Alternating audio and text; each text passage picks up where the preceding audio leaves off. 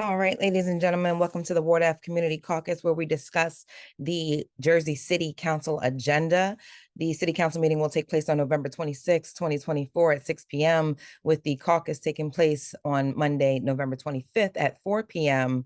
Because of the upcoming holiday, the caucus and council meeting will be back to back on Monday and Tuesday, when they're normally on Monday and Wednesday. As we all know, though public speaking engagement is welcome at the council meeting, it is not at the caucus meeting, which is why Councilman Gilmore started hosting these community caucuses on the Saturday prior to get the public's input so that he can speak on your behalf at the caucus and ask the questions that you would like the administration to answer.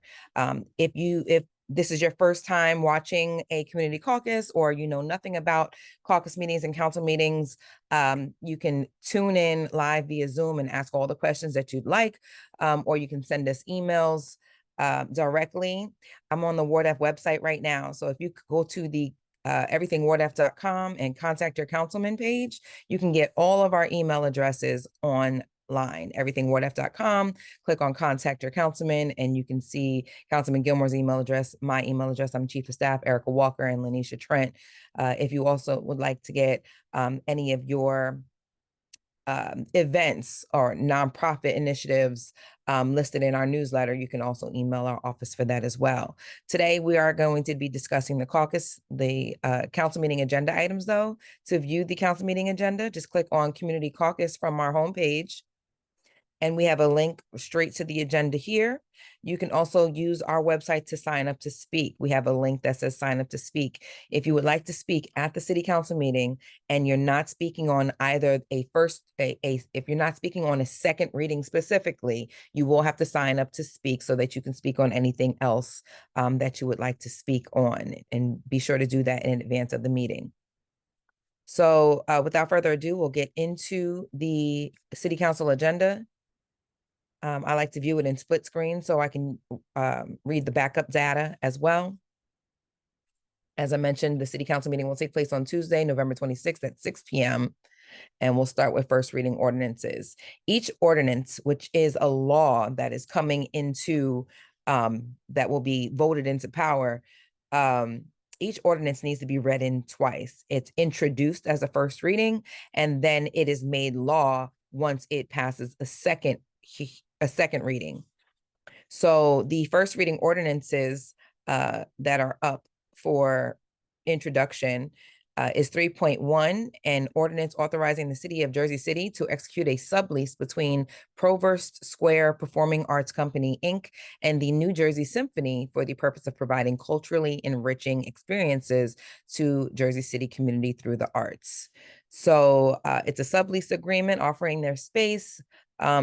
In return, they offer the community these services. We'll go to the purpose box to get a recap of this ordinance. And it says to authorize a sublease to New Jersey Symphony from Provost Square Performing Arts Company, Inc. for nonprofit arts related purposes, including classes, workshops, exhibitions, and performances. So we'll want to know a little bit more details about how exactly this agreement benefits the city. How are they giving out scholarships to Jersey City residents or children? Are Jersey City residents provided free access to these services? Like, what is the benefit for this agreement here? So we'll learn more about that at the Monday's caucus meeting. 3.2 is an ordinance approving a 30-year tax exemption for the Birchwood at Fairmont Hotel, Block 16301, Lot 42, pursuant to the New Jersey Housing and Mortgage Finance Act of 1983, as amended and supplemented NJSA 55, 14K through 1, and the rules promulgated under NJAC 580-1. So this is a pilot agreement. Pilot stands for PILOT, which is payment in lieu of taxes. So instead of charging this property taxes for the next 30 years, we'll take a payment instead. And that payment is going to be, so this is the value of the mortgage, 8 million. So we'll see how much that payment will amount to. We see insert amount. We don't know how much taxes would have been. They need to edit this, what's in red here. So we'll get clarity on that. But we'll go to the purpose box to see if they summarize the payment, and they do. So instead of taxes, property taxes, they'll be paying $804,413 in the first year following substantial completion of the project. So again, this is a 30-year pilot agreement. So they'll be paying about $800,000 every year instead of their property taxes. Again, we'll want to get more specifics on why this agreement qualifies for such a tax break. What is the benefit to the city? I know this is a housing development, but we can get more details about how many people will be housed by this development. What is the affordable housing agreement? How much is the rent for the tenants? So I'd like to see more details in here that I have not seen when reading through this. Anytime we're giving somebody a pilot, we definitely want to make sure the benefits outweigh the tax abatement that we're providing. So we'll ask those questions. On to the second readings. So second readings were read as first readings at the last city council meeting. So this is the final reading, and it will become law once voted in. We have 4.1, an ordinance of the city of Jersey City in the county of Hudson, state of New Jersey, the city, providing for a special emergency appropriation in an amount of $9 million to fund contractually required severance liabilities resulting from the retirement of employees of the city. So when employees retire or retire early or decide to take a severance package, this is how we pay them out. So we have $9 million in payments to pay out. I believe what was discussed at the last caucus meeting was that this number should be decreasing every year. We shouldn't see another $9 million payout in the future because people were grandfathered into certain severance packages or certain retirement packages in the past. This number is this high.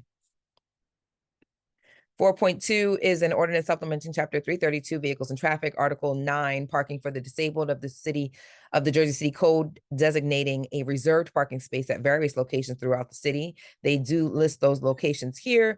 We have Atlantic Street, Bergen Avenue, Bidwell Avenue, Boyd, and Williams Avenue. If you are a family member or in need of reserved parking, or you need information on how to obtain reserved parking, say for being disabled, you can just reach out to our office and we'll guide you in the direction of filling out that application.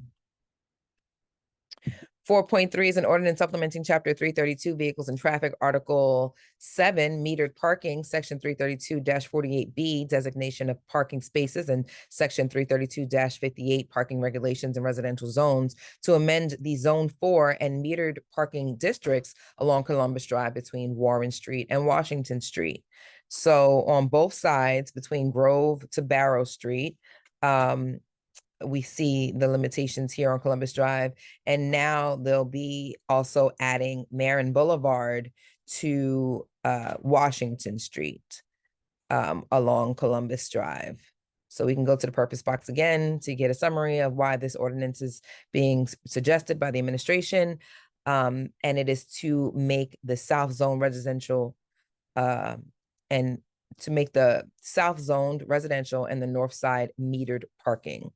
So you'll have to, if you live in this area, you'll have to apply for a residential parking permit. If you have a driveway or if you have parking opportunities in your apartment building, you do not qualify for residential parking. Residential parking is only for those who have no other options of parking at their residence. No driveway, no assigned parking space, or no parking offered at their residence.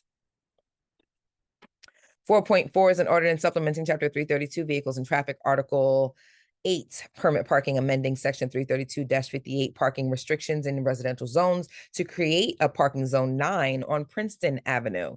So once this is voted into law, no person shall park a vehicle in excess of 2 hours between the hours of 6 a.m. and midnight Monday through Friday, and between the hours of 8 a.m. and 6 p.m. on Saturday, except for public holidays, without a valid permit upon any of these streets or parts thereof, as described below. So the streets will be Princeton Avenue between Cater Ave to Gates Avenue.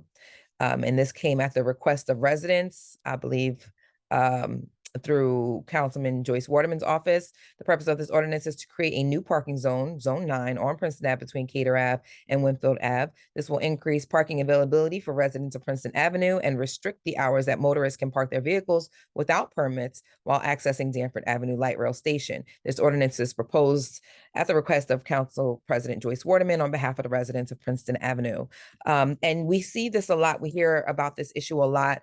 Randolph Avenue is another one that has a light rail station where people tend to park there and they take up public parking when they're going to the light rail. So we try to equip residents with the ability to, or the opportunity to get residential zones parking in your neighborhood, but you do need 80% of your neighbors buy-in. So every 8 out of 10 houses need to sign a petition that requests for zone parking. For there'll be various reasons why, some people don't want zone parking. They don't want the hassle of having to have a permit to park in their neighborhood. But I think this benefits those who live in residential areas where parking is limited. And if you don't have a driveway, or if your apartment complex does not offer parking, zone parking may be the answer for you. So definitely reach out to the Office of Councilman Gilmore to see how you can start a petition for zone parking. We definitely do anything we can to support you. Section 5 is public request for hearing. Again, as I mentioned, if you are not speaking on a second reading ordinance, because second reading ordinances automatically allow the public to stand up and speak on these ordinances for or against, but anything else that you'd like to speak on, you do have to sign up in advance to speak. So far, we have 10 people signed up to speak. Again, you can visit everythingwardf.com, visit our community caucus page, scroll down to the link where you can sign up to speak and get on that list. On to the resolutions. Resolutions is how we spend our money. Petitions and communications and office, and 6 and 7 are officers' communications. These are letters sent to the administration. If you want a copy of either of these letters, you can reach out to our office or reach out to the city clerk, Sean Gallagher's office, directly to get a copy of either of these letters and reports of the directors. But we'll skip to resolutions. This is how our city spends their money. Resolutions is also how the city acknowledges people of a distinguished nature or people of historic backgrounds, recognizing and honoring folks in the city. But for the majority, most of these resolutions are about spending your tax dollars. So we definitely want to pay attention here. Resolution 10.1 is a resolution of the City of Jersey City and the County of Hudson, State of New Jersey, providing for the issuance and sale of special emergency notes in the amount not to exceed $9 million to fund contractually required severance liabilities resulting from the retirement of employees of the city. So this is attached to that ordinance that we saw earlier to pay out persons who are retiring or taking severance pay.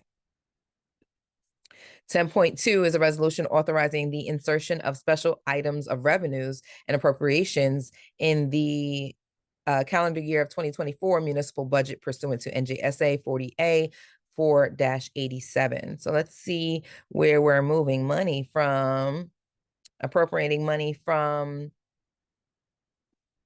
for HUD Community Development Block Grant, increasing that from 0 to 5.2 million.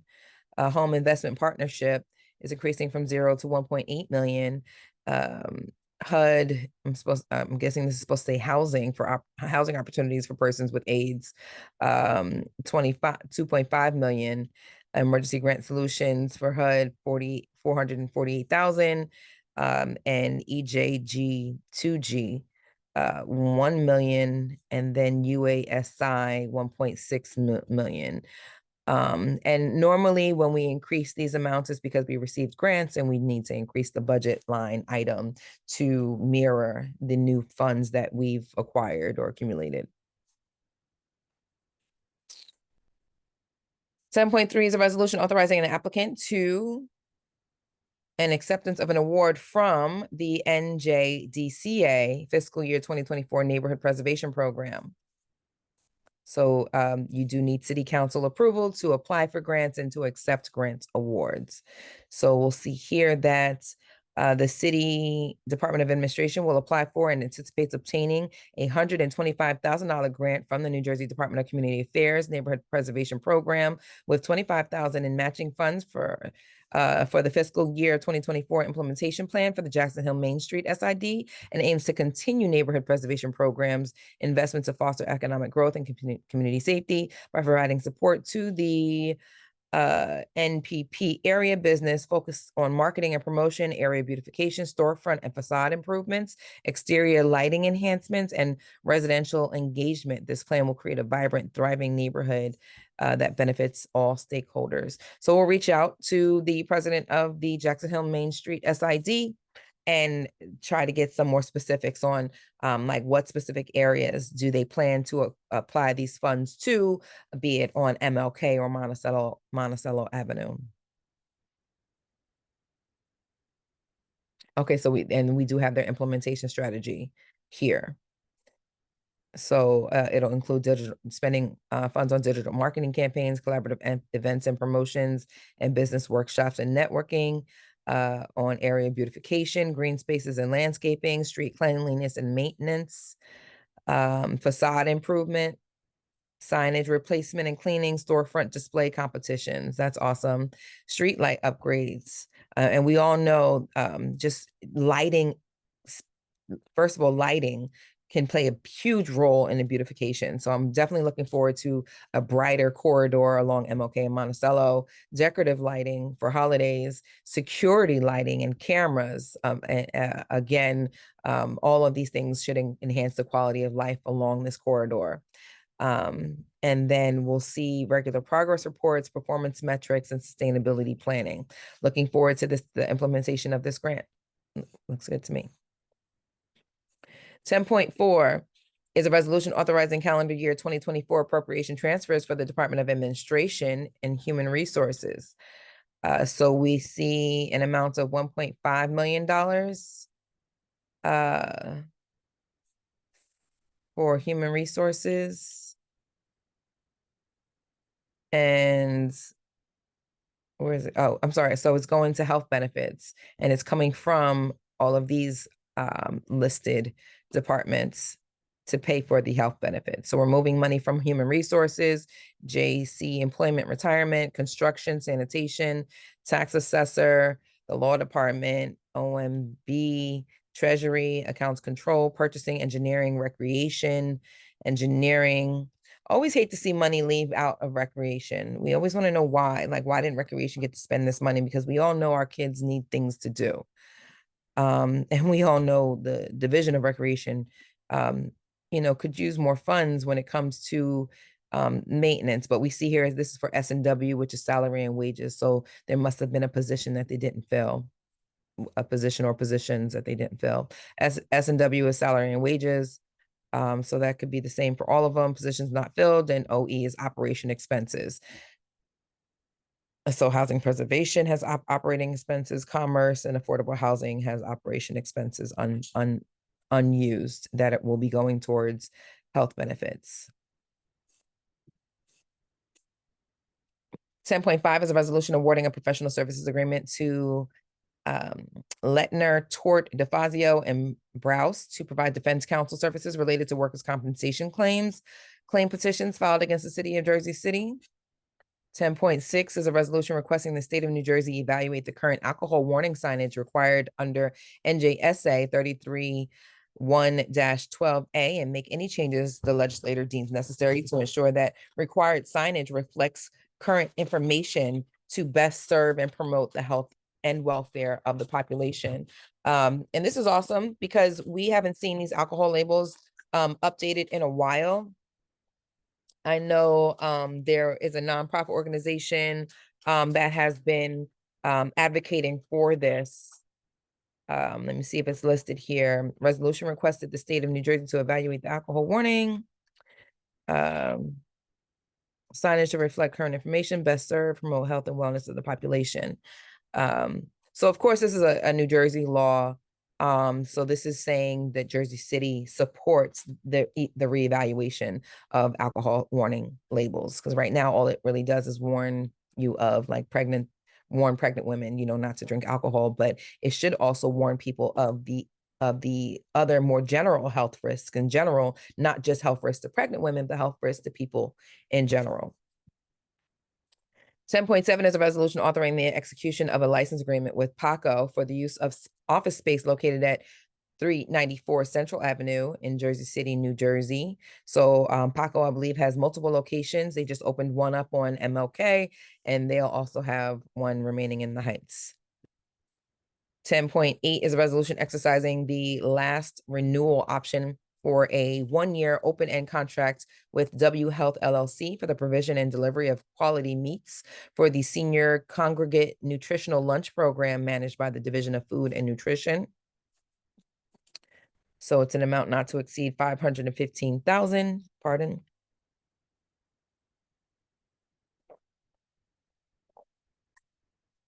And the Congregate Lunch Program, $13 per meal. It's pretty expensive. I've seen meals for less, like $4 or $5. So we'll want to know what is the quality. It must be some high quality food for $13 a meal. And we want to make sure, our seniors are getting some good, healthy options as well. 10.9 is a resolution authorizing an application to and acceptance of an award from the New Jersey Department of Community Affairs 2025 Legislative Grant Program. So the grant is in the amount of $400,000.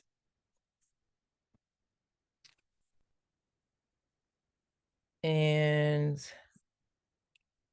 to state what the services provided are. So it's a grant for the Right to Counsel program to provide income-eligible renters with free legal representation in the landlord-tenant court. This is awesome. As you all know, when you are charged with a criminal charge, you have the right to a lawyer, right? You have a right to a public defender if you cannot afford a lawyer on your own. But if you are charged with an eviction, like for something that is not criminal, but more so housing related, you previously you did not have that right. So Councilman Solomon and Councilman Gilmore co-sponsored an ordinance last year and successfully got that ordinance voted into law, the right to counsel, where now if you are facing eviction and you cannot afford a lawyer, you will be able to have one provided to you at no charge as long as you meet the income qualifications. And it's so important because studies show that a majority of time, just the mere representation will have a landlord like back off.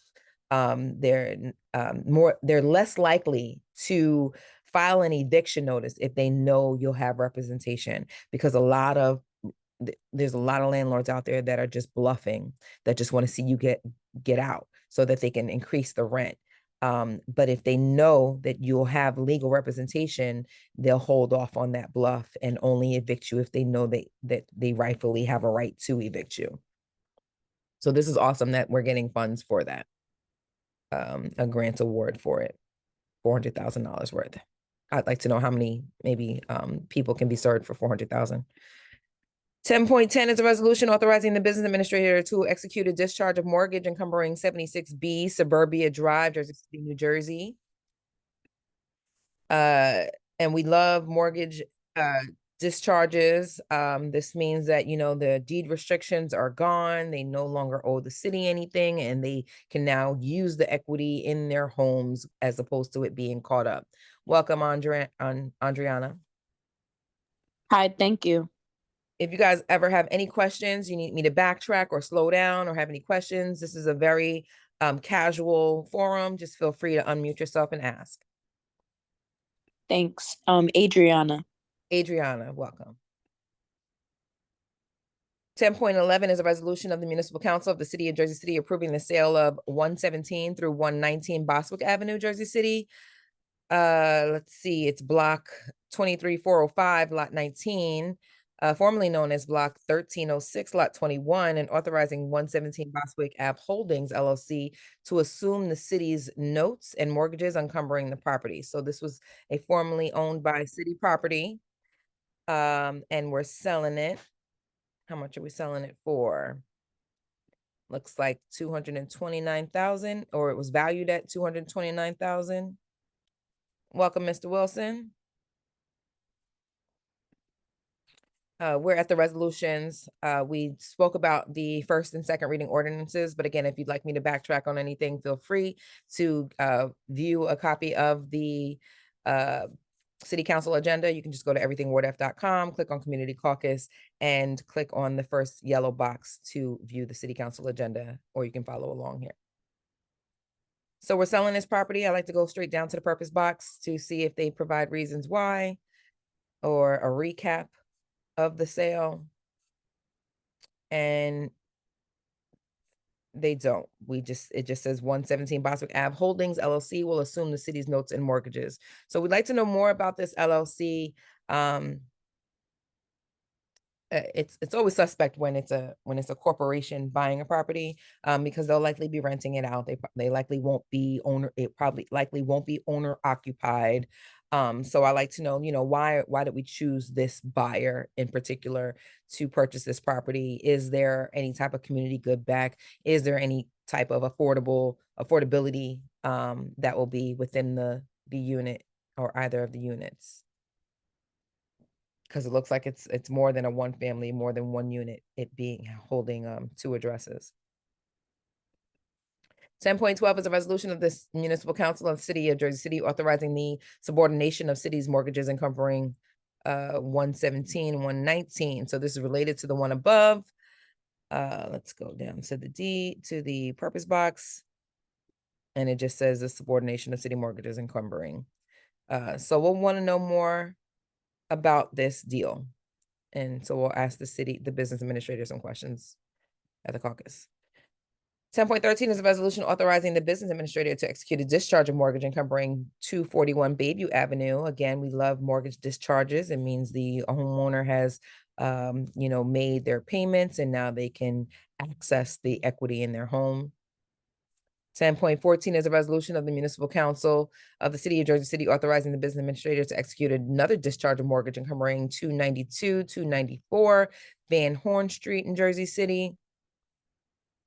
10.15 is a resolution of the Municipal Council and the City of Jersey City authorizing the business administrator to discharge a mortgage encumbering 377 to 397 Holiday Street. I think these are 95.5 properties too. So we'll want to know, use this opportunity to talk about the type of loan or the type of deed restrictions that were here. They received 52,000 under the Community Development Block Grant Program. In 2018, Lucio and Amada Naira transferred the property to their daughter. And then she transferred the property to an LLC. And then they paid off the mortgage. So they will have the deed restriction lifted. 10.16 is a resolution of the Municipal Council of the City of Jersey City authorizing the acceptance of a fiscal year 2023 Safe Streets and Roads for All SS4A grant award from the U.S. Department of Transportation for planning and demonstration activities to advance Vision Zero initiatives in partnership with the City of Hoboken. So we'll see where they will apply these funds. It's a finalized and approved grant and agreement of $940,000 with a local match requirement of $235,000. So whenever you see local match, that means the match comes out of tax dollars. And then in order to get this grant award amount. So this will likely be on the north side of the city since it's an agreement in conjunction with Hoboken. And we'll just see if it has any streets listed specifically. Bipartisan infrastructure. So it just says Vision Zero initiatives. So we'll want to know, find out where they're going to apply these initiatives. Because I know they are trying to extend bike lanes across the city, but they should get constituent input, neighbors and homeowners and residents input prior to changing, lane directions or taking parking away, and things of that nature, because all of that is necessary to add a bike lane. In order to make space for a bike lane, we have to either remove parking or change lane directions, go from two-way traffic to one-way traffic to make room for these bike lanes. So we always want to make sure that they're being very public and transparent with these plans. So we'll reach out to Mike Manzella in the traffic division of traffic to see if they have plans for these funds. 1017 is a resolution authorizing the award of a contract to Tomahawk Strategy Solutions LLC for the purchase and delivery of defense equipment under the New Jersey Cooperative Purchasing Alliance, Bergen County Co-op, for the Department of Public Safety Division of Police. I always like to look at these closely, because it's like, how much more equipment do you need? Why do you get to buy new equipment every year? Are we really using this equipment? Do you really need this equipment? Public safety has the largest budget in the city of New Jersey. I'm sorry, in the city of Jersey City. You can put all the other departments' budgets together, and it's still not as large as our public safety's budget. So again, why spend money just to spend it? Like, I understand there's times where we have money and it has to be allocated to a certain type of expense. But if we don't need it, don't accept the grant. Like, sometimes we get grant awards and it has to be used on equipment. But if we don't need this equipment, stop accepting the grant. Like, apply for other grants. Let's get,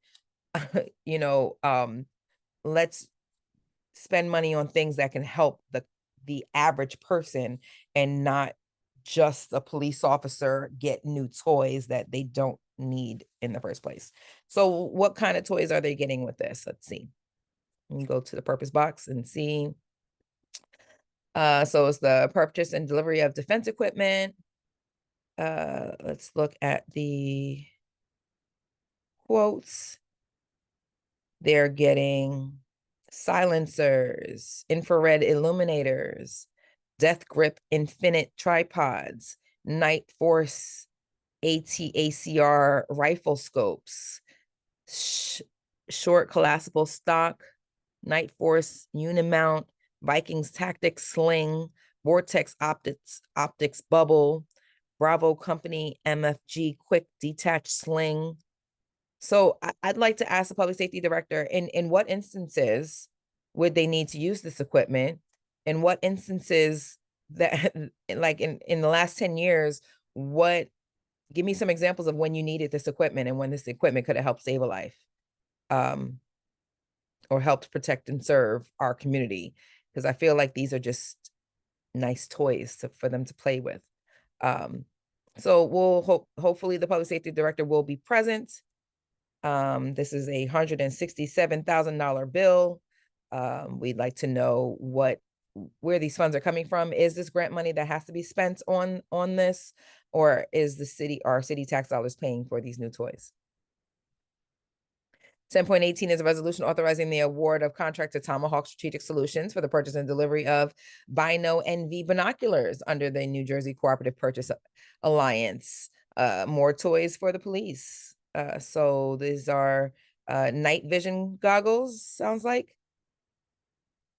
Again, in what instances, like, are we really, solving crimes? Are we really, applying this to protect and serve the citizens of Jersey City? And again, in the last 10 years, can you identify some instances where these would have come in handy? Or are they just toys that are going to collect dust?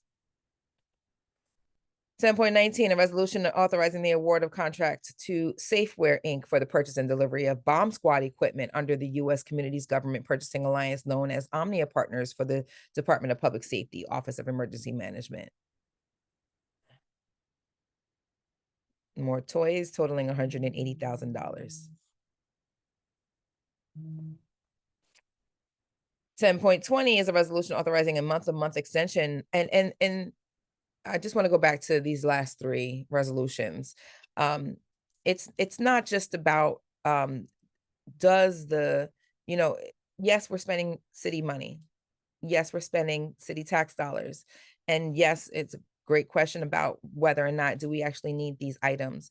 But if the answer is no, we don't need them, then why are we spending it? And are we just giving Tomahawk money? Like, whose friend is, like, the owner of Tomahawk? Whose friend is he? Like, if I look deeper into the resolution, because they have to show if they've made donations, what kind of election campaign donations they've made, who will be listed. So here's the political contribution disclosure form. Okay, no answer. At least that's good. So there's no pay to play there.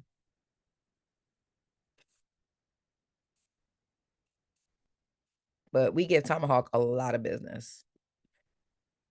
10.20 is a resolution authorizing a month-to-month extension not to exceed 3 months effective as of October 22nd, 2024 of a contract with the Gateway Security, Inc. to provide armed and unarmed security guard services at various city locations.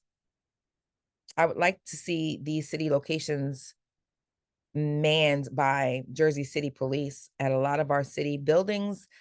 We are paying overtime or double time to officers that are not from Jersey City. So you often see them not taking their job too seriously. And that goes for all public services, our garbage collectors, for instance. I feel like if we localized the employees, they would care more about our streets and about their job and their duties. 10.21 is a resolution authorizing an award of contract to Rich Tree Service, Inc. for tree trimming, pruning, and removal services under the Hunterdon County Educational Service Commission for the Department of Public Works Division of Forestry. Speaking of trees, if you want a tree planted in front of your house or on your block, send us a request. If there is an old tree that's dying that is in need of attention, contact our office. We'll see to it that they are attended to. 10.22 is a resolution authorizing an award of contract to Morton Salt, Inc. for the purchase and delivery of rock salt through the cooperative agreement between the City of Jersey City and Hudson County for the Department of Public Works, Division of Sanitation. This is in preparation for that wintry weather that is inevitable and will come. 10.23 is a resolution authorizing the renewal of an open-end contract with Persistent Construction, Inc. for snow removal only for the Department of Public Works, Division of Sanitation. 10.24 is a resolution authorizing the award of contract to City Auto and Truck Parts LLC for the parts and maintenance of heavy-duty vehicles under the Sourcewell Purchasing Cooperative for the Department of Public Works, Division of Automotive Maintenance. 10.25 is a resolution authorizing an award of contract to Northeast Auto and Truck Parts LLC for the purchase and delivery of various automotive parts for the city's fleet of vehicles through the Sourcewell Purchasing Cooperative for the Department of Public Works Division of Automotive Maintenance. We work on any city-owned automobiles in-house. So that's what these parts are for, city-owned automobiles. 10.26 is a resolution authorizing an award of contract to Northeast Auto and Truck Parts LLC for the purchase and delivery of fluids and lubricants for the city's fleet of vehicles through the Sourcewell Purchasing Cooperative, formerly known as the National Joint Powers Alliance, NJPA, for the Department of Public Works Division of Automotive Maintenance. 10.27 is a resolution of the Municipal Council of Jersey City authorizing the business administrator on behalf of the City of Jersey City to execute the U.S. Environmental Protection Agency's approval for risk-based cleanup and disposal of PCB waste regarding 13 to 15 Linden Avenue East. So we know a lot of the properties, a lot of the areas on that very far east side of Jersey City is still being cleaned up. A lot of chromium contamination, in addition to other types of contaminants, still being cleaned up. And as assigned by the EPA, that waste needs to be taken care of. 10.28 is a resolution urging the mayor and the Jersey City Redevelopment Agency to use Pathside Building as a community recreation center. Nice. Who sponsored this? This comes from Ward C councilperson Boggiano, and his aide Pam Andes. So urging the mayor and JCR to use the Pathside building. It's been sitting there. We ain't doing nothing with it. We could have used the Pathside building for the museum that they want to build instead of giving the Kushners a 30-year tax abatement. But instead, we ignored the Pathside building and traded in a white box for a 30-year tax abatement from the Kushners. So this is an awesome ordinance pushing the Jersey City Redevelopment Agency to do something with it. The JCRA, if you don't know, is an autonomous agency that manages city-owned property. So like you saw earlier, Jersey City can opt to sell their properties to individuals or corporations, or they can give it to the Jersey City Redevelopment Agency to manage it. And what the redevelopment agency does is they select redevelopers to, they designate properties to redevelopers. And oftentimes these redevelopment firms or contractors get the property at a nominal fee, less than sometimes 100,000 or $1, so that they will redevelopment and use it for a public good, say for a rec center or for affordable housing. But there are many properties, dozens and dozens, if not hundreds of properties under the management of the redevelopment agency that are sitting dormant and don't have anything being done with them. So this is a call from Ward C councilperson Boggiano for the JCRA to do something with this building. 1029 is a resolution authorizing the execution of a use agreement with the State of New Jersey Department of Military and Veteran Affairs, permitting the city of Jersey City to use the National Guard Armory at 678 Montgomery Street, Jersey City, New Jersey. 1030 is a resolution authorizing the settlement of an action entitled Anna P. Toledo versus Jennifer Santos, docket number HUD L. So it's a settlement agreement. Let's see where this case stems from. 2018. She suffered injuries as a result of a motor vehicle collision that occurred with the police vehicle and the intersection of Pearsall at Garfield Avenue. The plaintiff agreed to accept the total payment of $350,000. So we always like to know, especially when these cases go back years, like this is from 2018, what took so long for the settlement?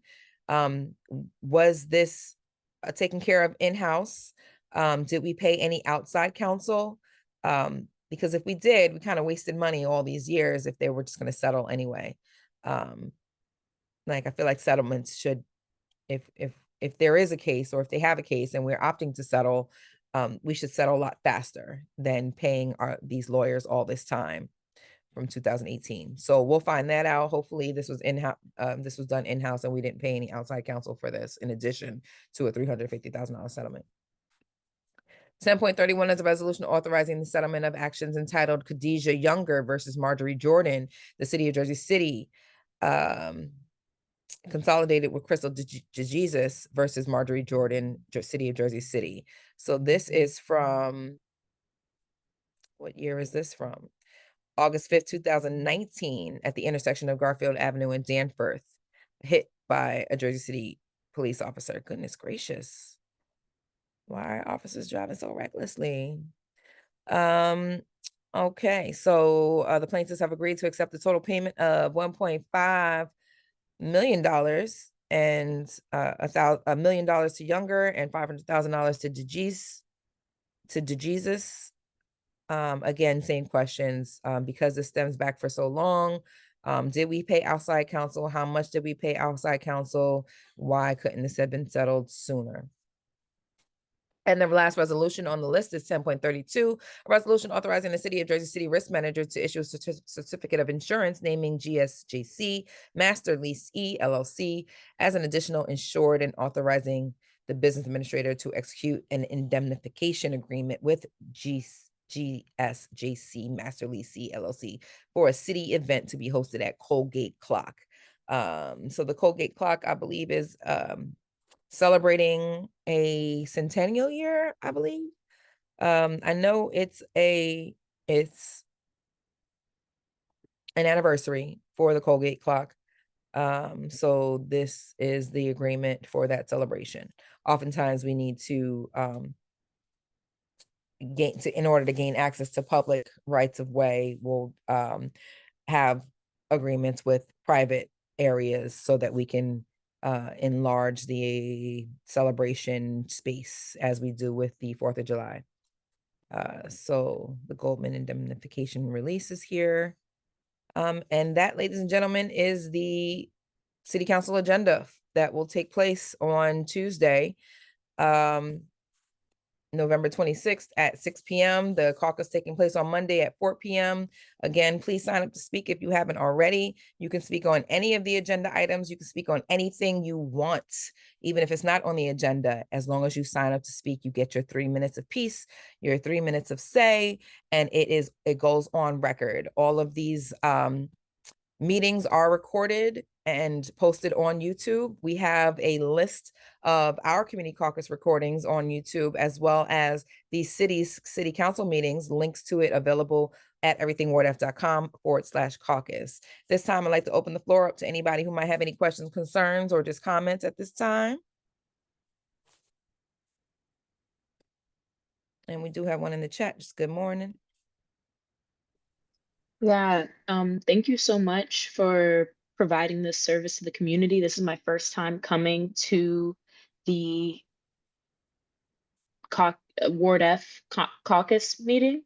I was wondering, could you show us again how to get to what you were looking at right now? Sure. So I'll share my screen again. So because the city's website can be so hard to navigate, one of the first things Councilman Gilmore did when he took office was purchase the domain everythingwardf.com. And on everythingwardf.com, we have access to a bunch of resources that the city provides, like the Residence Response Center, finding youth programs. One of the second things he did was initiate the community caucus. So you can click on community caucus in the top. If you scroll down, just scroll all the way up to the top, everythingwardf.com, click on community caucus, and you'll see the caucus and council schedule, where we have the council caucus schedule, the council meeting schedule, and then our community caucus schedule. And then you can view the city council agenda with this first yellow button here. It'll take you to the City of Jersey City's website.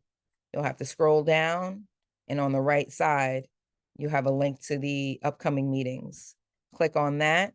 What I like to do is view it in split screen so that I can see the agenda items. And then when you click on the agenda items, you'll see the backup data on the right side.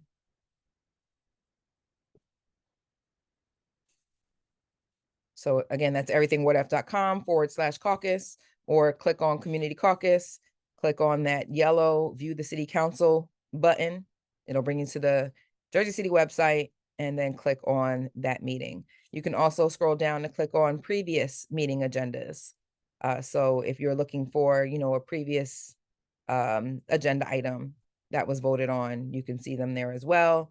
To view a list of recordings, you can find it somewhere on this website, but because again, it's so hard to find stuff on the city council's website, we have it on ours. We have a link to the YouTube page towards the bottom of our caucus page, where you can click and view the City of Jersey City's YouTube page and view all of the previous council and caucus meetings here, including all of the public hearings.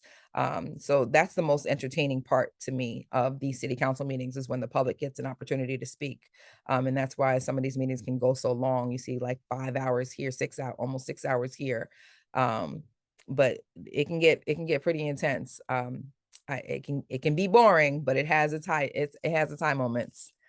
And then we also provide recordings to our caucus meetings on Zoom, on YouTube, and then also we broadcast live on our Facebook page, where you can also reach that from our homepage as well. Any other questions, comments, concerns?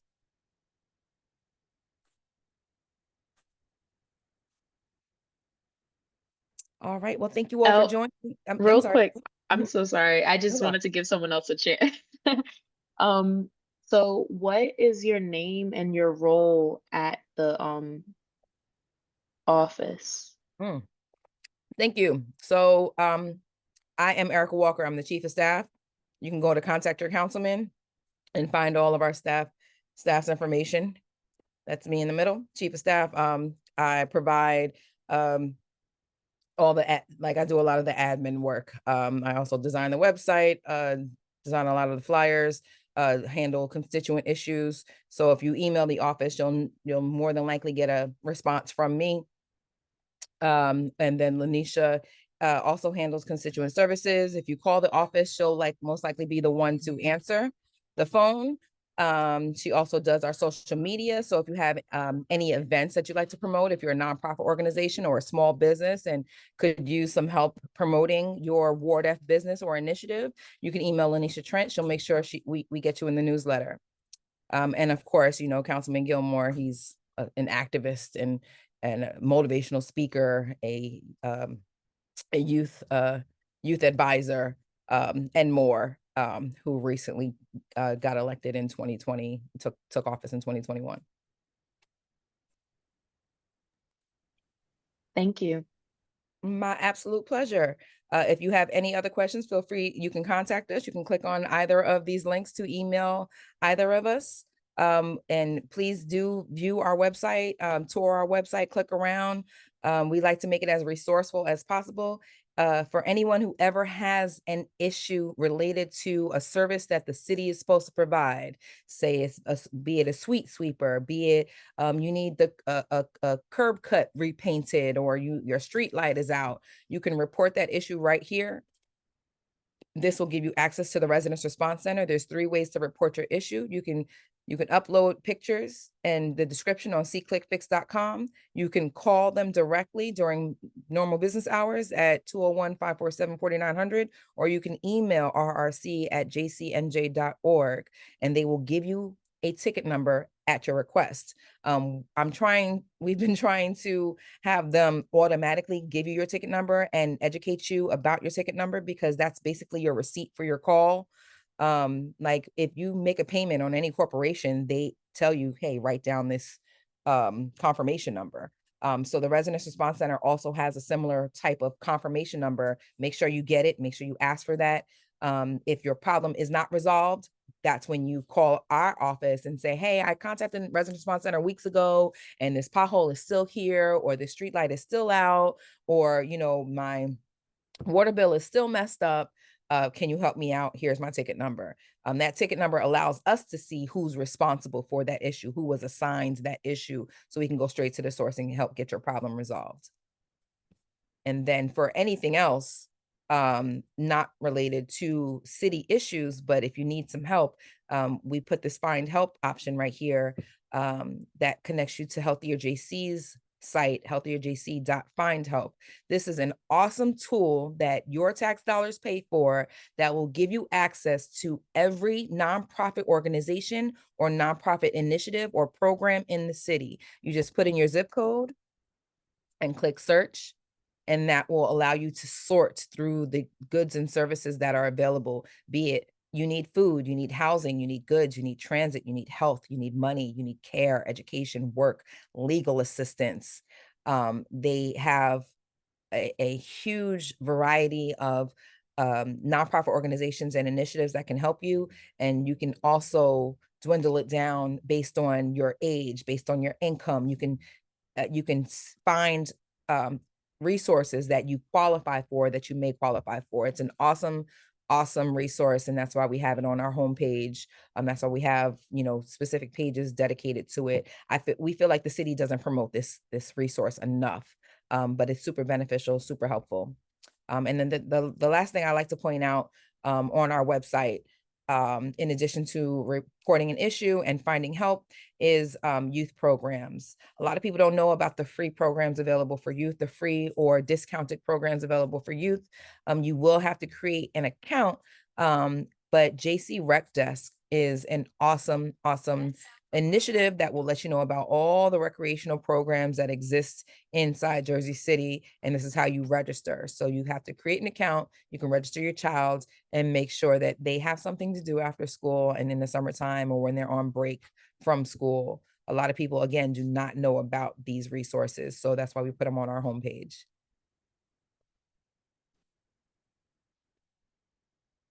Anybody else, Jacqueline or Mr. Wilson?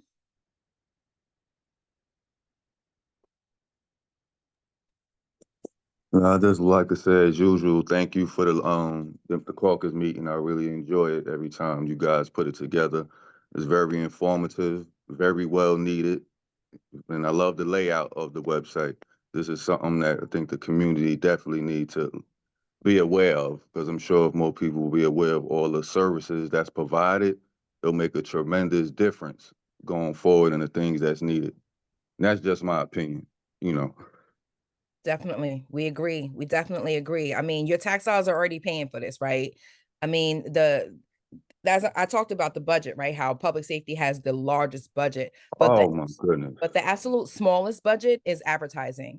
The city, and it's by law, and it's like I was just at the in Atlantic City for the municipal conference, and I've been trying to find out, like, who can I talk to? What senators can I talk to try to get these laws changed so that we can increase the budget legally for marketing and communications? Because we have the money, we have the programs, but people don't know about it. And like you saw, like we move money. Like last year, we moved over $170,000 from the Department of Division of Recreation because people weren't showing up to these events.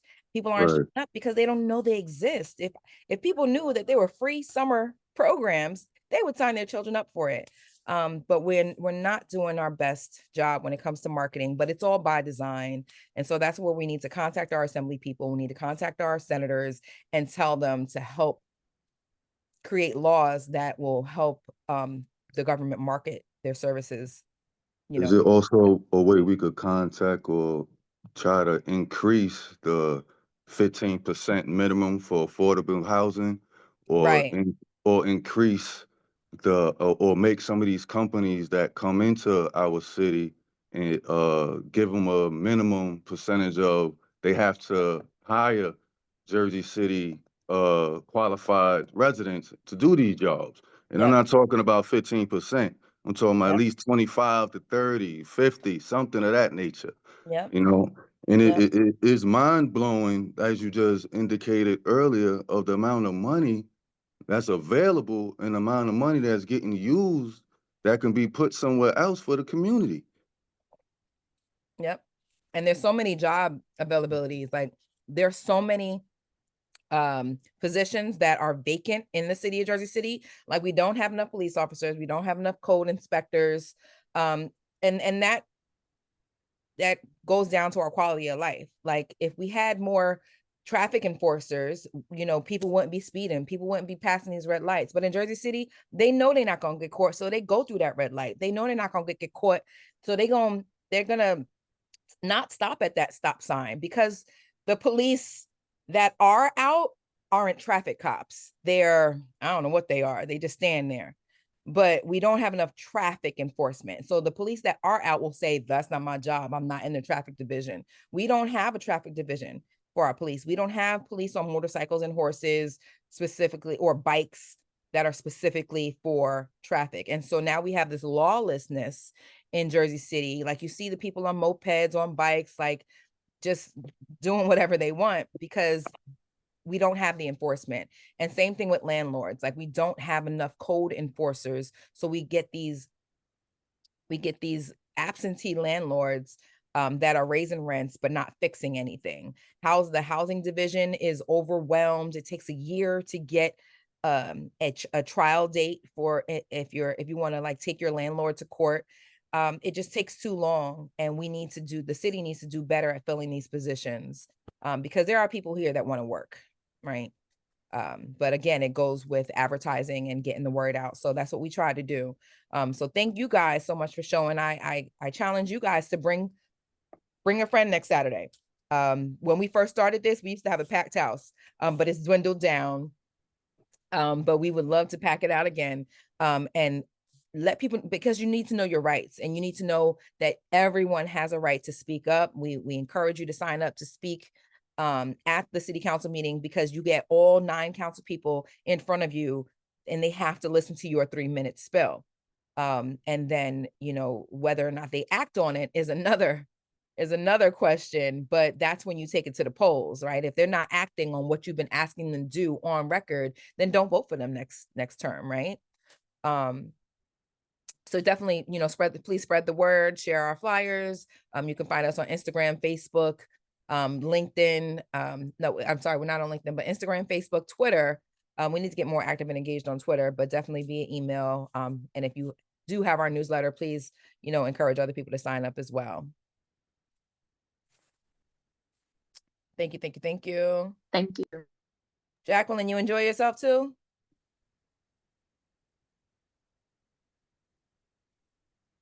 She's on mute. Well, thank you all for attending. I really appreciate your attention.